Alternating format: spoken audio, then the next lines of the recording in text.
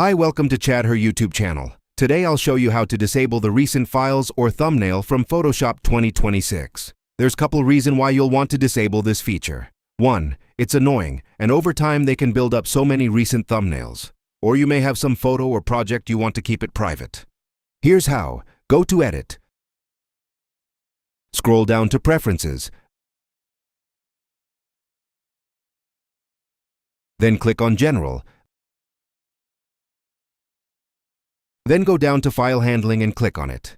At the bottom of this screen, you'll see Recent File contains numbers. Just change that to 0, then click OK.